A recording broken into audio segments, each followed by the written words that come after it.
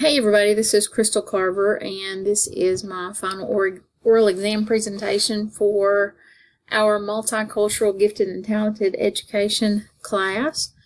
I'm currently a 5th grade teacher at Jasper Middle School, and I'm about to start my 20th year as a teacher, and I have been in the Pickens County school system for all of my teaching career. Alright, I've included quotes on this presentation because I think, the ones that I've picked out go along with a lot of the stuff that we've learned this year. And this one was by Albert Einstein. It says, "We cannot solve our problems with the same thinking we used when we created them." And I think a lot of the issues that we've talked about in this class, people have really got to change their mindset about a lot of things that are going on in education for us to be able to, produce better outcomes for these kids. Because I think that teaching over the years that I've taught has moved away from, focusing on the children, and it's more about, political stuff. It's just not the same that it used to be. And I don't feel like I'm teaching as much as I used to be, and that's really sad, and the kids are the ones that are hurting, from that, not us. But the final oral exam is going to include course objectives, my future plans, and networking and collaboration. So the 2 course objectives that I feel like I spent the most time on and really benefited from, the first one was recognize prejudice and oppressive institutional structures in education that marginalize gifted students from culturally diverse backgrounds, and that's specifically race, class, gender, and language issues. And, I'm almost ashamed to admit this, but even though I've been teaching as long as I have, that's not something I really thought about a lot. You get kids in your classroom and you know that you've got kids from different backgrounds and you may have different races, but I never really thought about, some of the things that they went through culturally that would affect their learning experience. Yes, social class, I have had more experience with dealing with differences in social class and how that affects the students. But thinking about them speaking different languages when they were younger, or maybe still hearing different languages at home, like we've got a growing Hispanic population in the county where I teach, and the majority of the time the adults in the family do not speak English. They are still speaking Spanish, and they are actually relying on the kids to come home and help them learn English. So a lot of the times when we have parents to come in, when they will come in, and I think that a lot of times they don't because of fear and because they don't speak English. So when they do come in, usually the child has to be the translator between the teacher and the parent. So I'm sure that that's something that's, scary for them. I can understand that. And not really being able to feel like they're getting their point across. And I've actually been involved in numerous conversations with Hispanic parents who did not speak English. And, the cultural differences I never really thought about. My body language may not be interpreted the same way that I think that it is being interpreted by these folks. And that's something I never really thought of before. I've also never really thought of how the culture of students from different areas or different countries might affect how they learn. That's just not something that I've really dealt with, because there's not a diversity within the county where I teach. It's mostly white.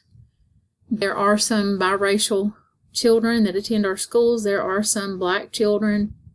There are Hispanic, and just a slight mix of Asian children, but that's pretty much it. And early notice this past year, I had a little girl her family was from China, or an area around China. And she would often bring in snacks that had Chinese writing on them. And it was just interesting, some of the things I learned from her about how her family lives and their culture. And I know that a lot of families are scared to death when they come to the United States, or when they're here, that their children want to be more American and that they're going to, lose the culture that they have. And I think that's a fear that those parents probably have.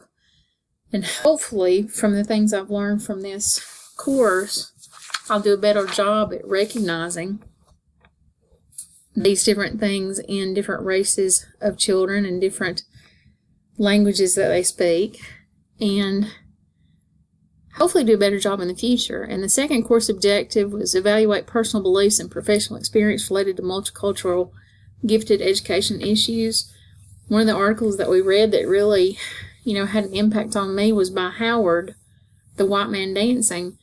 And the one thing that he said that I can really relate to is he said his first 18 years were spent in cultural encapsulation. I went through the same thing. I grew up in Gilmer County, which is in North Georgia. There were no minority students that went to school with me.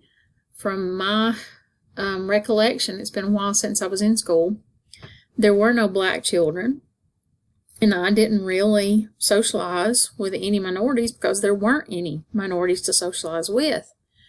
And even some of the counties that, adjoined the one where I grew up, you still didn't have minorities because there was still a lot of, I won't say racism, I don't exactly know. I know that it's not left, that it's still here. It's still, in the area. I don't participate in it. But I know there's still a lot of people who are racist, and there's a lot of people who are prejudiced against different races. And I probably am to some degree because I'm white and I grew up in North Georgia and I grew up around, that atmosphere.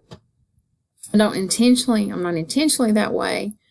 And I have never tried to treat any of my children differently because of their race or because of their economic background or anything. Hopefully I give them all the same type of attention and, try to relate the best I can to them and give them what they need. But this has really opened my eyes to a lot of things. Yes, I'm white.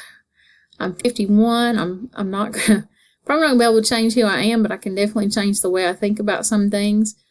And I think I'm a lot better than some of my aunts and uncles who I've been around growing up as far as, dealing with different races. And yes, you still see some of that, and I actually still see some, racial bias in the kids that I teach, but that's because of what they're being taught at home and what they're picking up from their parents and from other family members.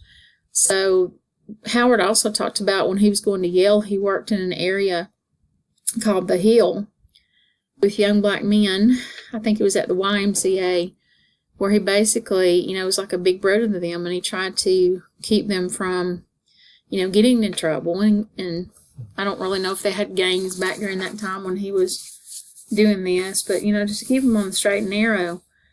And he talked about some of the civil unrest that was going on in the area where he lived. After he married, he and his wife actually lived in an area of The Hill. So he saw a lot of the stuff firsthand. I've never really been involved in any kind of racial divide or any kind of, I don't know what I'm trying to say, areas of oppression where I might see any kind of riots or stuff like that. The only thing I've seen that way has been shown to me on the news. So it's not something I've had first-hand experience with. So I think he really experienced a lot of things that, made him stop and think about how he's felt about certain situations and how he grew up. And the quote that I have on this slide is from Atticus Finch, who was a character in the movie To Kill a Mockingbird. And if you've never seen that movie, I would suggest that you see it. And if you don't know the plot, it's about a black man who was accused of kissing a white woman. I'm not really sure exactly what the time period was. I can't really recall that right now. But he went on trial, and Atticus Finch was his attorney, and it's just a really moving movie that you should watch if you've never seen it. But anyway, this is him saying you never really understand a person until you consider things from his point of view, until you climb into his skin and walk around in it. I think a lot of people are very judgmental when they see certain actions from people, and we may even be that way with some of the kids in our classroom, but we have no idea, what some of these kids go home to. And I have seen some of the most heartbreaking situations over the past 19 years with teaching that have, really made me aware of the fact that I'm blessed and I have a I've had a decent life, but I've never had to worry about having food on the table or having a roof over my head. And Amber Corbin and I did our personal work over social classes. And that's one of the things that I think she and I both deal with. We've got very similar social structures in the counties where we teach. And we do have children who are in poverty, and we do have children who are growing up in broken homes, and there is a huge drug problem in the areas where we teach. So that's just something that, you know, we have to deal with. We have to understand that these kids are going through different stuff. And when we read the article by Catano talking about the different racial classes, social classes, that kids who live in poverty are already at a disadvantage, but the ones who are multicultural living in poverty, you know, it's that much worse for them. So the articles and different things that we've read during this course have really made me understand that, you know, I need to be more conscious of some things that I never really thought about before. Okay, so my future plans will be to be watchful for potential giftedness in all students, regardless of race, gender,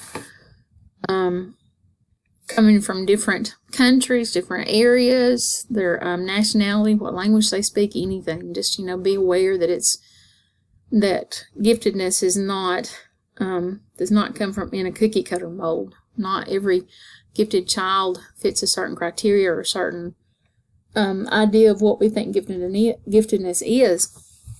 Okay, and the second plan is to plan curriculum to include more cultural elements suited to minority students. Hopefully I can better implement stuff that these kids can understand and these kids can really relate to in, you know, what goes on in their daily lives even after they leave school. The third thing is address and correct potential personal bias or prejudice within myself. And this is something that, you know, it's going to take some work sometimes if I have, you know, any kind of prejudiced thoughts about other races, which, yes, I have at times, and I'm going to be truthful, I have. I'm not going to try to blame anybody or anything. That's all me. But I think it's something that I can definitely fix, if you would call it being fixed, but it's something that I'm definitely working on. The fourth one, advocate for all students regardless of race, social class, or gender. So there's not going to be any differentiation as far as, you know, how kids are treated or what I do differently because of those things. I'm going to try to do the same thing for all students, or do what is best for them and not best for me. This quote from Captain Jack Sparrow that we all know and love: the problem is not the problem. The problem is your attitude about the problem. So attitude. We got to change attitudes about a lot of the stuff that we've learned in this course. And if we can do that, we'll all be a lot better off. All right, networking and collaboration. The quote I use for this is, if you don't like something, change it. If you can't change it, change your attitude. And that was Maya Angelou. But the two things that I plan to work on for networking and collaboration is to work more closely with my colleagues to ensure equality for all students. I think I have a better idea of how to identify students who are potentially gifted, regardless of culture, race, nationality, anything like that. So I think that will be something that I can help other colleagues with who don't have a gifted endorsement and maybe are not seeing the same things. And the second thing is to speak with the gifted coordinator regarding current testing materials to guarantee fairness in assessments. I think that's one of the areas where we fall short. Where I teach, the testing is sometimes biased to other students who don't speak English or maybe have different cultures than we typically see. But, you know, this has been a fantastic course. I wish that everybody could take at least a mini course in multicultural, gifted, and talented education, because I've learned a lot, and I think we all have, and it's been a real eye-opener. And I hope you enjoyed this, and have a great rest of your day.